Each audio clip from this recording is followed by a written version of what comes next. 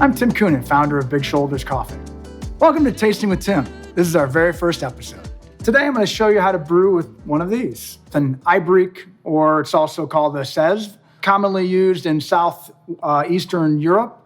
It really yields us something that's commonly called Turkish coffee. It looks kind of exotic, but trust me, you'll be able to execute this at home. So let's talk about the ingredients that we're going to use today. I've got some of our Burundi coffee. I really like this coffee in Ibrik because it has these wonderful earthy spices to it, has some nice citrus and some cinnamon and spice, really exotic coffee. I love this coffee in this particular brewing method. And then we've got the traditional cardamom pods that are used in this type of brewing. We're going to crack those and let the aromatics really express themselves in the cup. Our little secret weapon in substitute of the traditional sugar is some orange marmalade. And then we'll round it out with a little bit of cinnamon just to bring those flavors forward. Let's get started. First thing we're going to do is grind the coffee.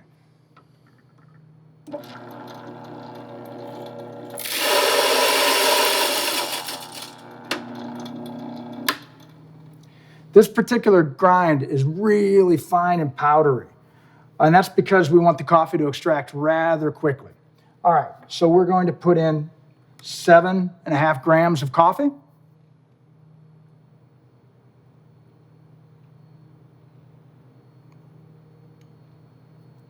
We're going to add 1 crushed cardamom pod. So we can just kind of break this with our fingers. A little bit of that orange marmalade, 4 grams.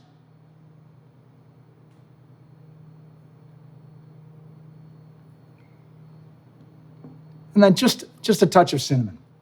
Now, the really great thing about this is that you can play around with these different ingredients and put some items in there that you like. I've seen recipes that include blood orange in replacement of the orange marmalade. You can get creative here. We're going to add 75 milliliters of tepid water. And I know this looks really exotic, but trust me, you can make this at home on your stovetop really easily.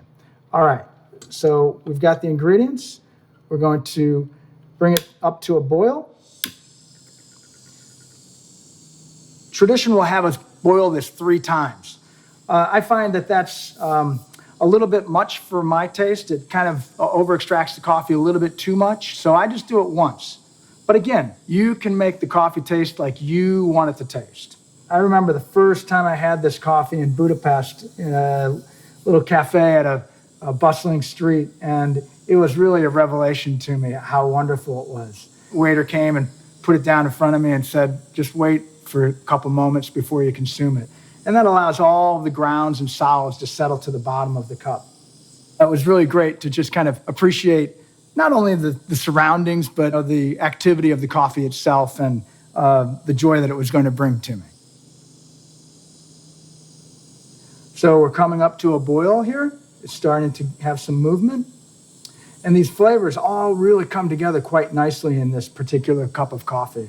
And this is a really, I will commonly have this for myself or some friends that visit me in the afternoon. And it's really just a really wonderful thing that we can enjoy together.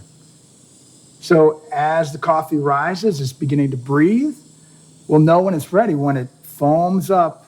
And just before we feel like it's going to overflow, we'll take it off and pour it into our glass. A lot of people like to stir it at this point, but I find that the boiling action really mixes all the ingredients up really well by themselves. Here it's coming up. We're going to take it off, pour it directly into our cup.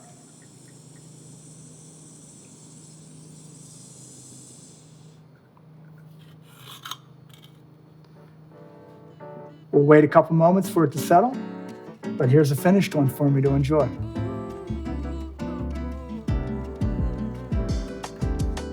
And that's Tim's take on Turkish coffee.